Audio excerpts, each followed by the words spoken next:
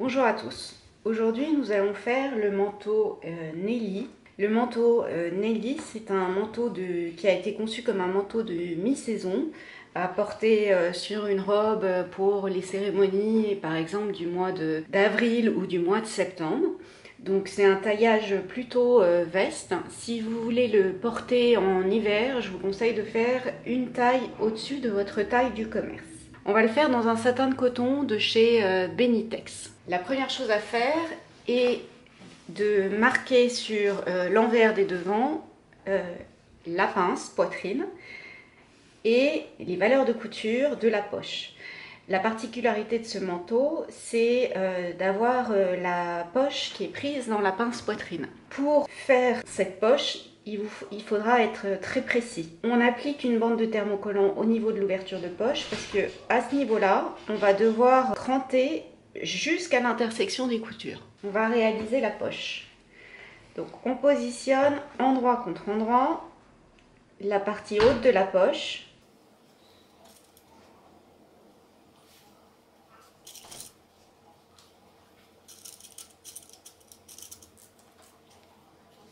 Et la partie basse de la poche. Alors, j'ai fait la partie haute de la poche dans le même tissu, car c'est la partie que l'on verra quand la poche sera entrouverte.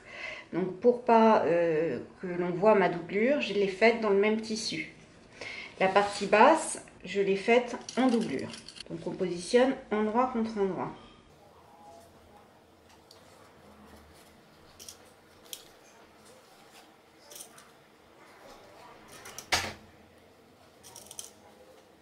Et là, il va falloir être très précis et piquer jusqu'à l'intersection des coutures. Il faut vraiment s'arrêter à ce niveau-là. On a assemblé endroit contre endroit le fond de poche de la partie basse de la poche et le fond de poche de la partie haute. Sur la partie haute, on a ouvert les coutures. La partie basse, on s'est arrêté précisément à l'intersection des coutures. La valeur de couture de l'ouverture de poche est de 0,5 et la valeur de couture de la pince est de 1. On va cranter uniquement le manteau et pas le fond de poche, précisément jusqu'à l'arrêt de la couture. Donc on a cranté précisément jusqu'à l'intersection des coutures le manteau et pas le fond de poche. On rabat la valeur de couture sur la poche et on va surpiquer à 2 mm. On va maintenant coudre la pince poitrine. Donc elle a été tracée sur l'envers. Je fais correspondre précisément le centimètre de couture. Je mets mon épingle à 1 cm. Et je vais précisément à l'arrêt de la couture sur l'autre côté. On peut le faire en une fois, mais là je vous décompose les étapes. En fait, on va piquer du sommet de la pince jusqu'à l'intersection des coutures ici. Donc on pique précisément et on ne prend pas la doublure. Et on va dans la couture ici.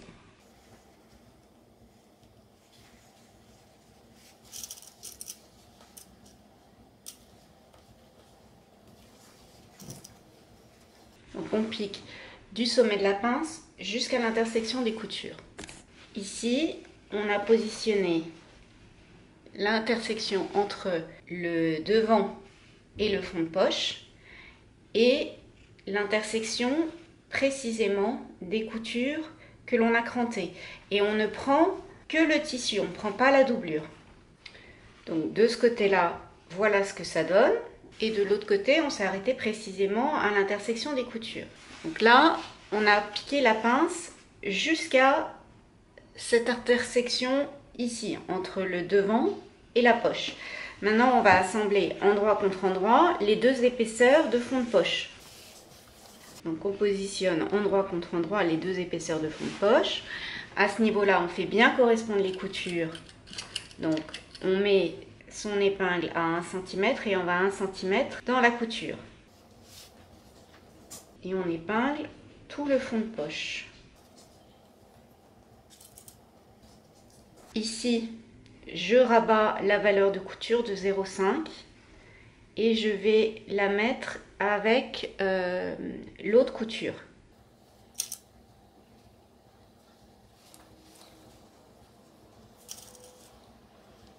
on pique tout le tour du fond de poche. On repasse. Donc, ça c'est la vue sur l'endroit. La vue sur l'envers. Donc, on a ici la partie haute du devant. Ici, le fond de poche. On a piqué et ouvert les coutures. Ça, c'est la partie basse du fond de poche. Et ici, en fait, donc, on a piqué précisément jusqu'à l'arrêt des coutures, du haut jusque là. Puis on a piqué de là et tout le tour du fond de poche. Maintenant, on va maintenir la poche sur le côté. Donc, on surpique à 0,5. Et on assemble endroit contre endroit le dos avec le devant par la couture d'épaule.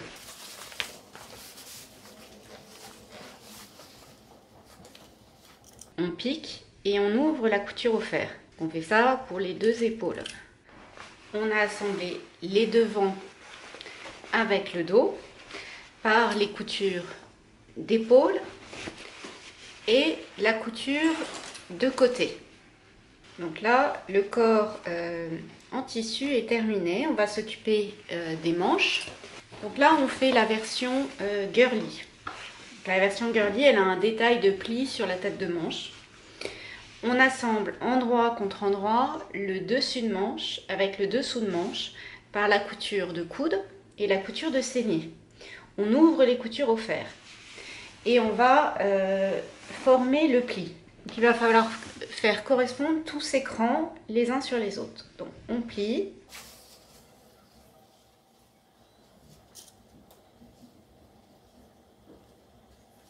Et de l'autre côté, pareil.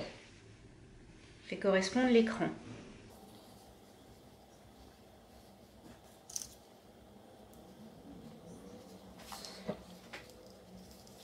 On positionne le pli du dos sur le cran d'épaule.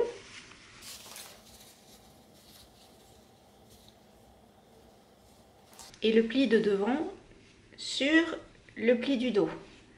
Donc là, on a 5 épaisseurs. On a l'épaule, les deux plis du dos et les deux plis du devant. On aligne bien les plis.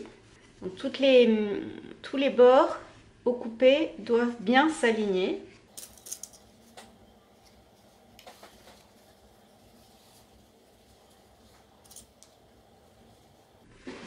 Voilà ce que ça donne. On allonge la longueur du point de sa machine au maximum et on va piquer 2 parallèles sur toute la valeur de la tête de manche. Ça va nous permettre, 1, de maintenir le pli et 2, de réaliser les fronces de la tête de manche. En fait, les fils de fronce vont permettre de réaliser le rond de l'épaule. Donc, on le fait partir à peu près de ce cran-là jusqu'à ce cran-là. Donc on pique 2 parallèles avec le point le plus lâche de sa machine. On a passé un double fil de fronce sur la tête de manche pour 1, tenir les plis et 2, former le rond de l'épaule. Donc on a tiré sur les fils pour former les fronces. Donc là on a formé le rond de l'épaule. On retourne la manche sur l'endroit et on l'insère dans le corps en tissu. On fait correspondre le cran de dessous de bras,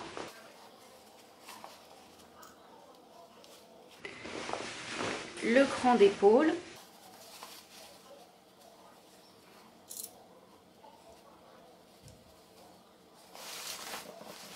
les 2 crans du devant,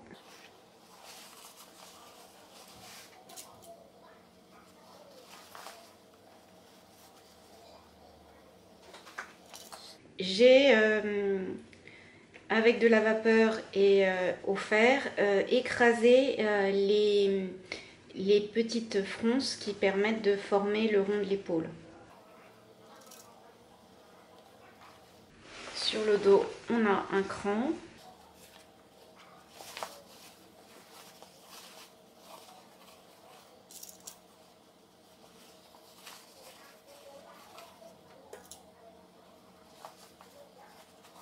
on répartit les fronces régulièrement pour que les distances correspondent.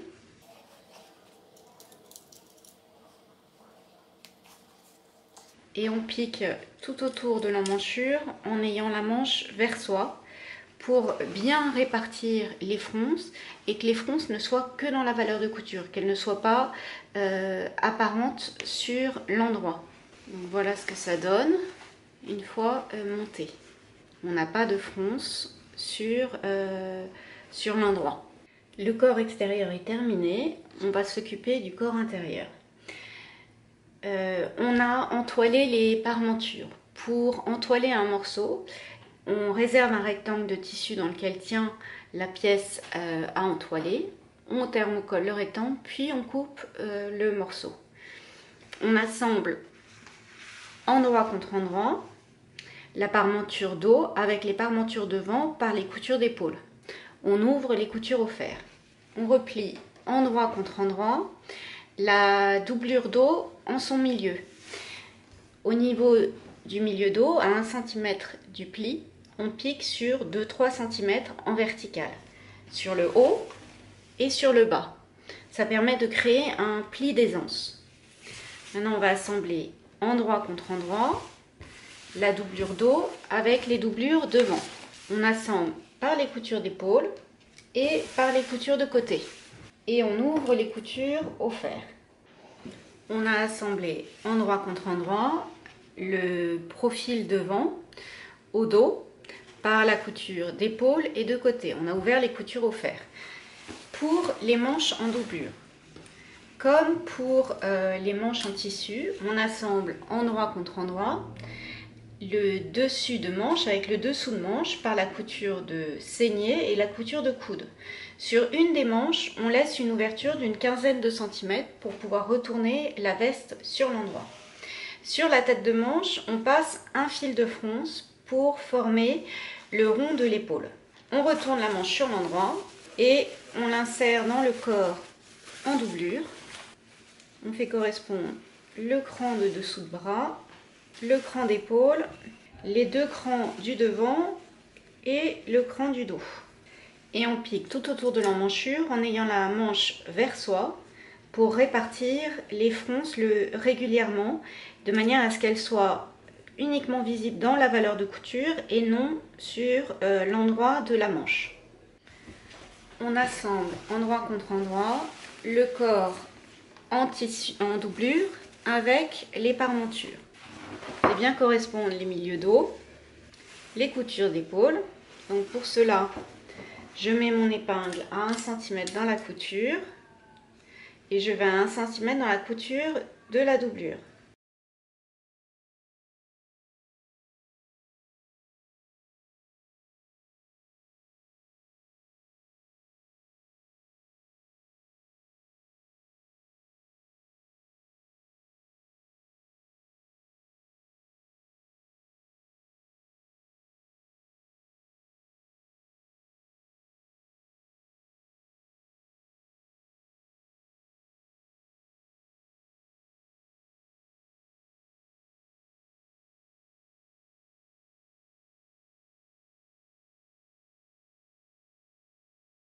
On a assemblé endroit contre endroit l'ensemble des parmentures avec le corps en doublure. Donc nos deux corps sont finis, on va les assembler les deux épaisseurs ensemble, le corps extérieur et le corps intérieur. Donc on les positionne endroit contre endroit et on épingle tout autour. Donc le bord devant.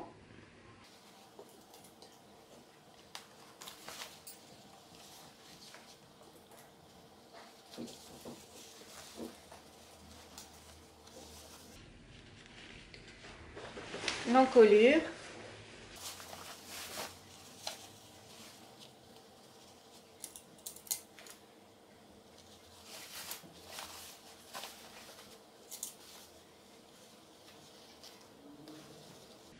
Pour faire correspondre les coutures, on met son épingle à 1 cm dans la couture et on va à 1 cm dans la couture opposée.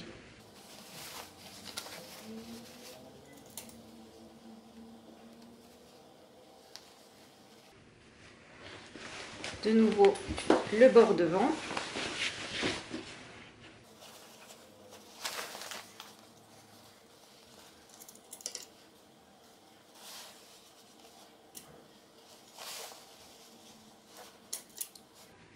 Puis tout le bas de la veste.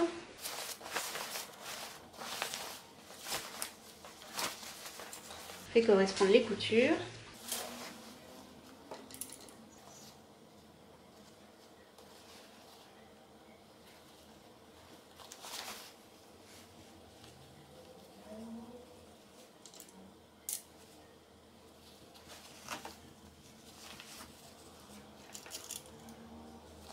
Et on pique tout autour, on ferme l'intégralité du manteau. On a assemblé le corps en doublure avec le corps en tissu, tout autour. On crante les angles.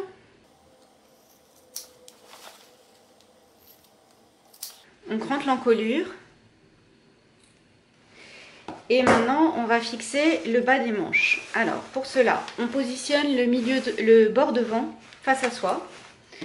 On retourne les manches sur l'envers et on fait correspondre les coutures. On forme un cercle et on fait correspondre les coutures. Donc je mets mon épingle à 1 cm dans la couture et je vais à 1 cm dans la couture opposée. Et on épingle tout autour du poignet.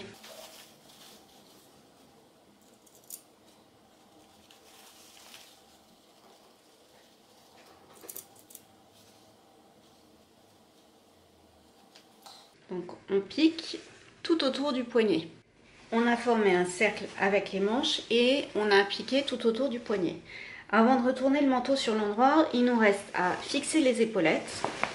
Donc ça se fixe sur la tête de manche. Sur les épaulettes que j'utilise, il y a un petit rond qui indique la ligne d'épaule. Donc on positionne le petit rond sur la ligne d'épaule. Et on va piquer à point coulé ou à la machine l'épaulette sur la valeur de couture de la tête de manche.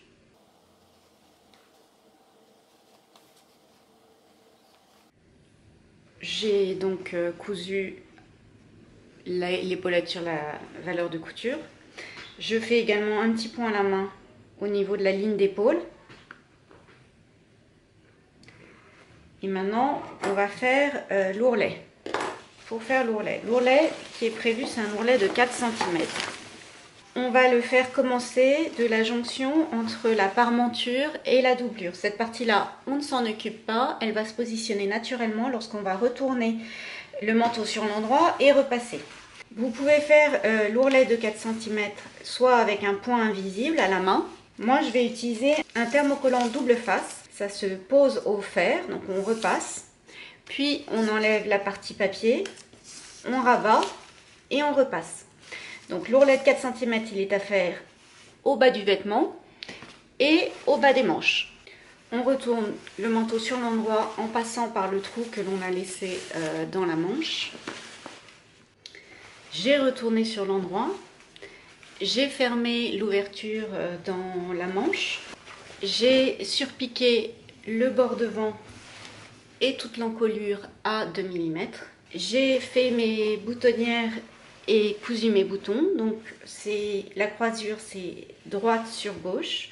Donc du côté droit, on fait 2 boutonnières et on coud 2 boutons. Et sur le côté gauche, on coud 2 boutons et on fait une boutonnière. À l'intérieur, on met un bouton et on laisse un peu de mou pour pouvoir boutonner. Quand on coud son bouton, on ne l'applique pas vraiment au corps pour pouvoir boutonner plus facilement.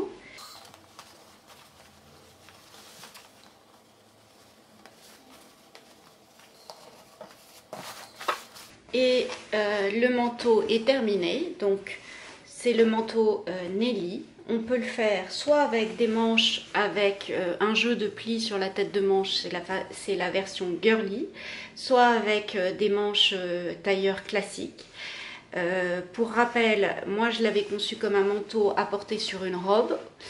Donc il n'y a pas beaucoup d'ampleur, donc si vous voulez le porter sur un pull, il faut prendre la taille au-dessus de votre taille du commerce.